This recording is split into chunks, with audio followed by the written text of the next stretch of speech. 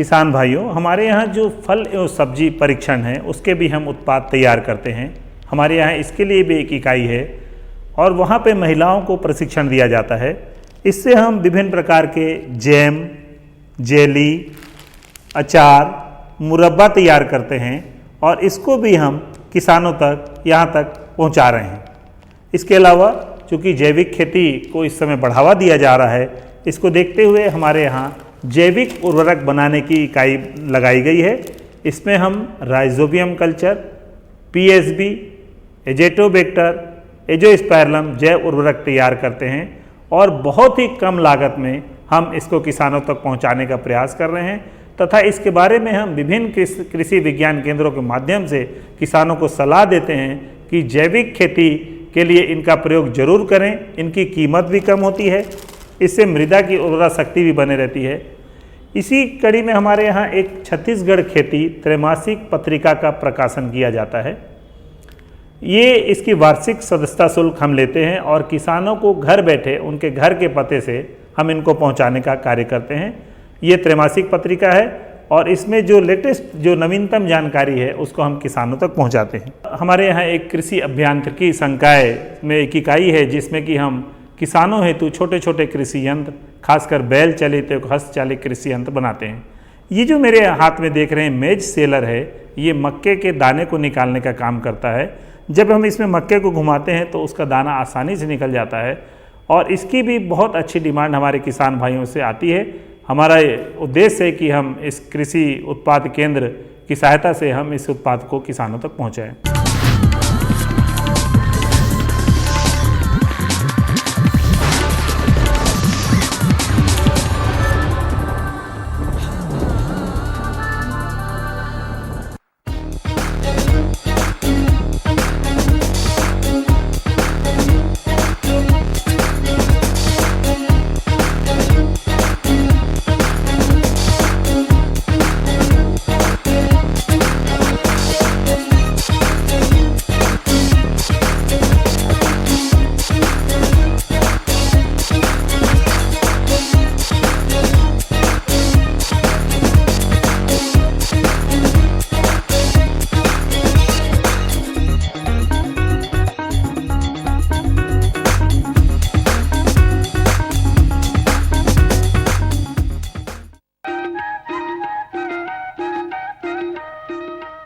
ये लो और बताओ। बस। अरे ये क्या भैया जी, बस इतनी सी रासायनिक खाद? किसानी छोड़ रहे हो क्या? किसानी नहीं, नादानी छोड़ रहे हैं। मिट्टी की जांच कराई है। अब तो लालाजी जितनी जरूरत है उतने ही उर्वरक खेत में डालेंगे। हाँ, किसान भाई आज ही अपने जिले की नजदीकी भूमि परीक्षण प्रयोगशाला में मिट्टी की जांच जरूर करवाएं और मिट्टी में पोषक तत्व, नमी व पौधे के विकास को देखते हुए केवल जरूरत के अनुसार ही पोषक तत्व डालें। और हाँ, मिट्टी में गंधक, जस्ता, बोरोन जैसे सूक्ष्म पोषक तत्वों का पता लगाना भी न भूलें। उर्वरक और जैविक खाद के सही उपयोग से भूमि का उपजाऊपन बनाए रखें, उत्पादकता बढ़ाएं, खर्चा घटाएं और बहुमूल्य विदेशी मुद्रा बचाने में भी सहयोग दें। और हाँ, धीमी गति से नाइट्रोजन उपलब्ध कराने वाले उर्वरकों जैसे नीम लेपित यूरिया को प्राथमिकता दें और यूरिया का पत्तों पर छिड़काव करें। अरे वाह, तू तो सचमुच समझदार हो गया रे। अधिक जानकारी के लिए संपर्क करें जिला कृषि अधिकारी या किसान कॉल सेंटर। अम्मा खाना दे दो ना। सबर कर गोलू, अभी दाल नहीं गली है। तू फिक्र ना कर गोलू की अम्मा, अब की बार अपनी दाल खूब गलेगी। क्या मतलब जी? अब की बार NFSM के तहत दाल की पैदावार को बढ़ाने के तरीकों को दिखाने के लिए देश में 1000 क्षेत्र चुने गए हैं, जिसमें हमारा इलाका भी आ गया है। पर इससे हमें क्या फायदा? हमें 5 एकड़ खेती के लिए खाद और कीटनाशक के अलावा बढ़िया बीजों की एक मिनी किट भी मिलेगी। इतनी दाल का करेंगे क्या जी? अरे भगवान, सरकार ने दलहन का समर्थन मूल्य भी खूब बढ़ा दिया है और इनकी खरीद का भी पूरा इंतजाम कर लिया है। इससे आमदनी बढ़ेगी और फिर हमारा गोलू अच्छे स्कूल में जाकर के कृषि वैज्ञानिक बनेगा। हाँ, क्या करूं? हाँ, मैं ऐसे ही करूंगा। हाँ, अच्छा, मैं जा रहा हूँ। अच्छा, जी जी जी, हाँ, जी जी जी। किससे बात कर रहे थे इतना हंस हंस कर? किसान कॉल सेंटर, विशेषज्ञ से खेती के बारे में सलाह ले रहा था। सुबह भी रात को भी?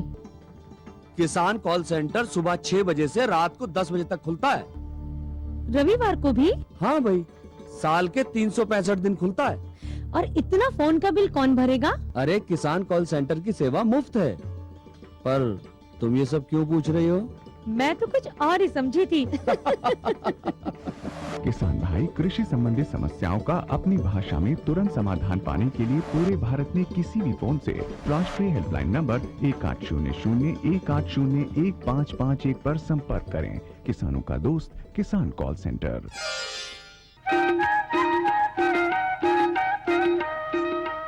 कार्यक्रम देखैया जम्मू किसान भाई बहनी मल्ला जय जोहार। किसान भाइयों, कृषि दर्शन कार्यक्रम के माध्यम ले हमन आप मल्ला नाना प्रकार के कृषि संबंधी जानकारी देथन। आज हमन आप मल्ला लौकी के खेती के बारे में जानकारी देबो। लौकी के खेती आधुनिक और वैज्ञानिक विधि ले कैसे करना चाहिए, आओ एला जानन। कद्दू वर्गीय सब्जियों में लौकी का स्थान प्रमुख है। इसे घिया के नाम से भी जाना जाता है। लौकी को भारत में बड़े पैमाने पर उगाया जाता है। लौकी की खेती के लिए गर्म और आर्द्र जलवायु की आवश्यकता होती है। ये पाले को सहन करने में बिल्कुल ही असमर्थ होती है।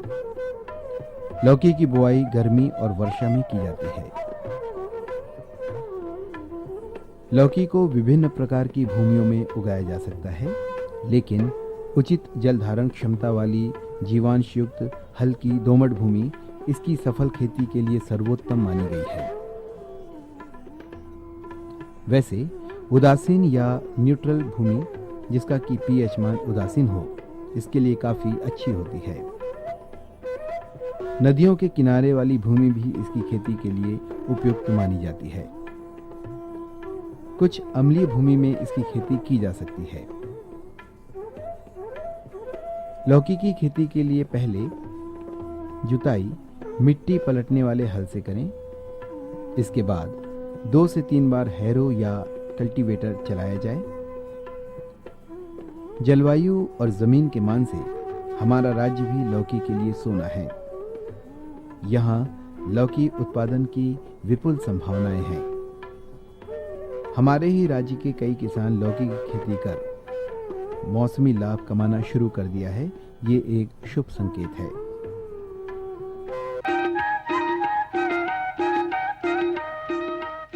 किसान भाई हो, लौकी के खेती में जल प्रबंधन के बड़ा महत्व है।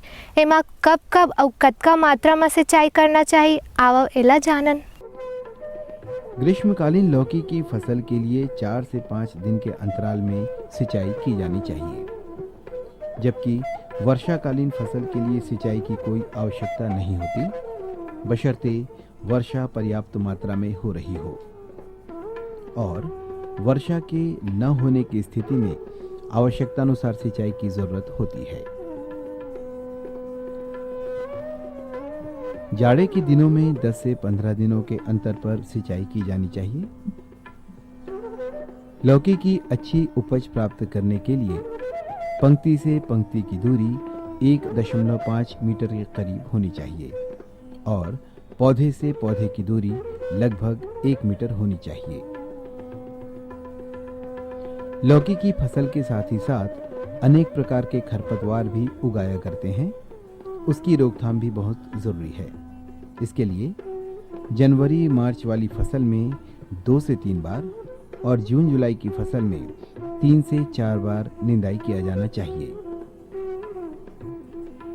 लौकी की फसल में सिंचाई के लिए यदि किसान भाई ड्रिप इरिगेशन या टपक पद्धति अपनाते हैं तो उसके और भी बेहतरीन परिणाम देखने को मिला करते हैं, क्योंकि इस पद्धति को अपनाकर जल का किफ़ायत उपयोग किया जा सकता है, श्रम शक्ति को कम किया जा सकता है, जिससे उत्पादन लागत में भी कमी आती है। साथ ही जल में घुलनशील उर्वरकों का ड्रिप इरिगेशन के माध्यम से प्रक्षेत्र में भली भांति छिड़काव भी किया जा सकता है।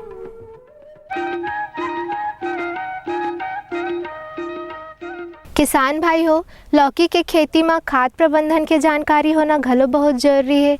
एमा कौन से खाद ला कब कब और कतका मात्रा में देना चाहिए, आओ एला जानन।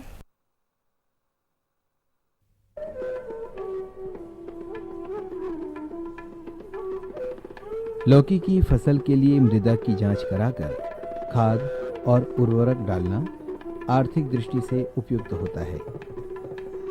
यदि किसी कारणवश मृदा की जांच न हो सकी हो तो उस स्थिति में प्रति हेक्टेयर 40 से 60 टन गोबर की खाद, 40 से 50 किलोग्राम नाइट्रोजन, 40 से 60 किलोग्राम फास्फोरस और 17.5 से 44 किलोग्राम तक पोटाश डालना चाहिए। खेत की प्रारंभिक जुताई से पहले गोबर की खाद को समान रूप में बिखेरकर ट्रैक्टर या मिट्टी पलटने वाले हल से जुताई करना चाहिए। नाइट्रोजन की आधी मात्रा, फास्फोरस और पोटाश की पूरी मात्रा का मिश्रण बनाकर अंतिम जुताई के समय ड्रिल की सहायता से भूमि में डाला जाना चाहिए। नाइट्रोजन की शेष मात्रा को 2 बराबर भागों में बांटकर 2 बार में 4 से 5 पत्तियां निकल आने पर और फूल निकलते समय उपरिवेशन या टॉप ड्रेसिंग के माध्यम से पौधे के चारों ओर देना चाहिए। ऐसा करने से अधिक पैदावार प्राप्त होता है।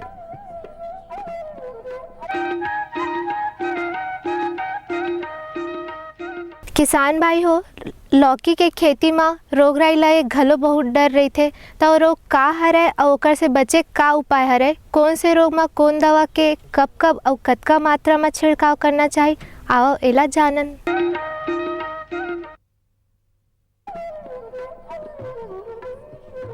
लौकी की फसल को मंडप विधि से किया जाना अधिक फायदेकारक होता है। इससे फल लगातार जमीन के संपर्क में नहीं रहता और उसके खराब होने की संभावनाएं कम हो जाती हैं। साथ ही इस विधि के द्वारा और भी लाभ हैं। मसलन फलों और पौधे का निरीक्षण किया जा सकता है जो आसान होता है। इस विधि से खाद प्रबंधन और कीट नियंत्रण में भी आसानी होती है। अधिक वर्षा और बादल वाले दिनों में रोग और कीटों का प्रकोप बढ़ जाता है। कुछ कीट हैं जिसका कि प्रकोप लौकी की फसल को काफी नुकसान पहुंचाते हैं। ये कीट हैं लाडली या रेड पंपकिन बीटल और फल की मक्खी या फ्रूट फ्लाई और सफेद ग्रौ। इन कीटों से बचने के लिए विज्ञान सम्मत विधियां अपनाई जानी चाहिए, जिससे कृषक बंधुओं को आर्थिक नुकसान का सामना न करना पड़े। लौकी की फसल को नुकसान पहुंचाने वाले कुछ रोग हैं जिससे अपने फसल को बचाए रखना जरूरी होता है। चूर्णी फफूंदी या पाउडर मिल्ड्यू रोग और मृदुरोमिल फफूंदी रोग, ये दोनों ही रोग फफूंद कारक रोग हैं। एंथ्रेक्नोज लौकी के पौधे में लगने वाला एक ऐसा रोग है जो बीज के द्वारा फैलता है। पौधों को ये बीमारी क्लोटेटाइकम स्पीसीज के कारण होता है और इस रोग के कारण पत्तियों और फलों पर लाल काले धब्बे बन जाते हैं। ये धब्बे बाद में आपस में मिल जाते हैं। इस रोग से बचने का उचित मार्ग इस प्रकार से है कि बीज को बोने से पहले एग्रोसन GN से उपचारित कर लें, परनॉक्स का छिड़काव करें, उचित फसल चक्र अपनाएं और खेत को खरपतवारों से मुक्त रखें। साथ ही विज्ञान सम्मत अन्य विधियों को अपनाते हुए हमारे कृषक बंधु अपनी लौकी की फसल को रोग और कीटों से मुक्त बनाए रख सकते हैं। ग्रीष्मकालीन लौकी को जनवरी महीने में बोया जाता है और वर्षाकालीन फसल के लिए जून जुलाई का महीना सर्वश्रेष्ठ होता है। जून जुलाई में बोई जाने वाली लौकी की फसल के लिए बीज की मात्रा दर 3 से 4 किलोग्राम प्रति हेक्टेयर होती है।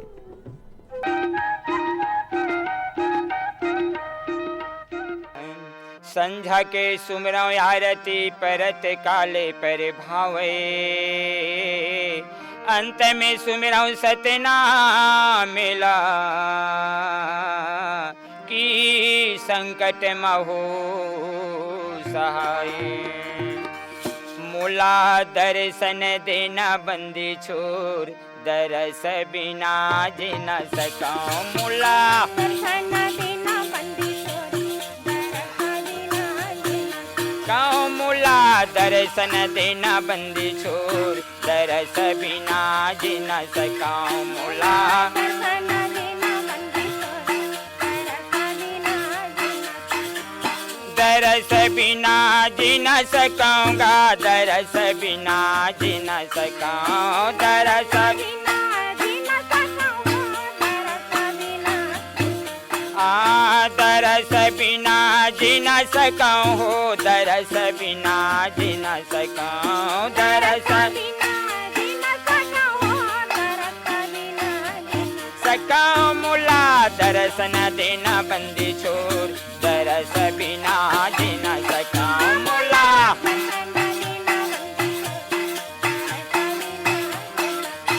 मुला दर्शन देना बंदी छोर, दरस बिना जिन सकाऊं। मुला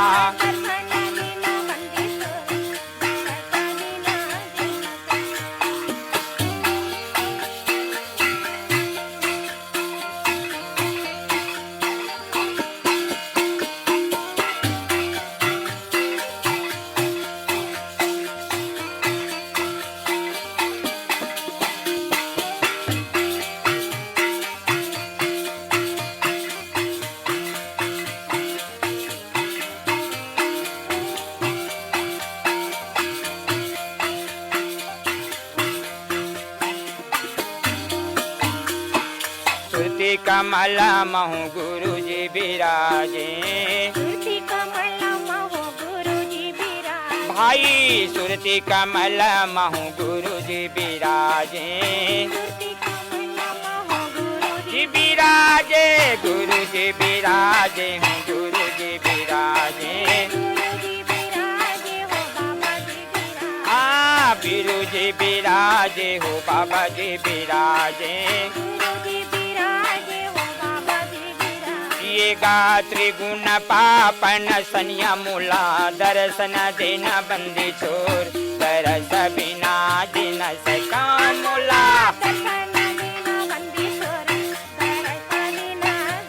सकाऊंगा। मुला दर्शन देना बंदी छोर, दरस बिना जिन सकाऊं। मुला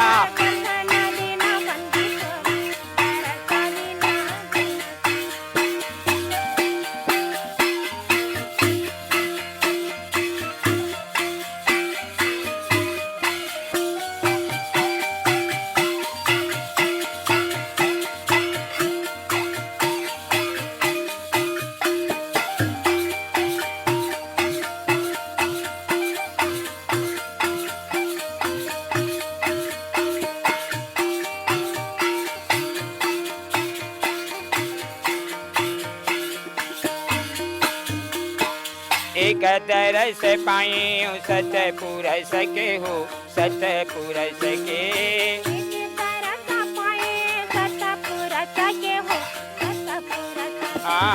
एक तरस पाई सतपुर सके हो, सतपुर सके।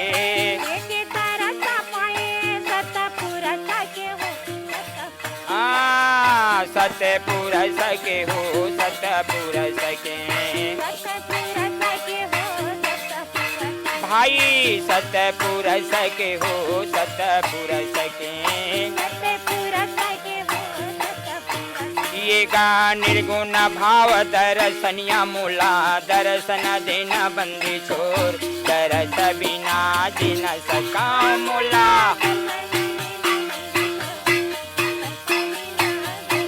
कहूँगा, मुला दर्शन देना बंदी छोर, दरस बिना जिन सकाऊं। मुला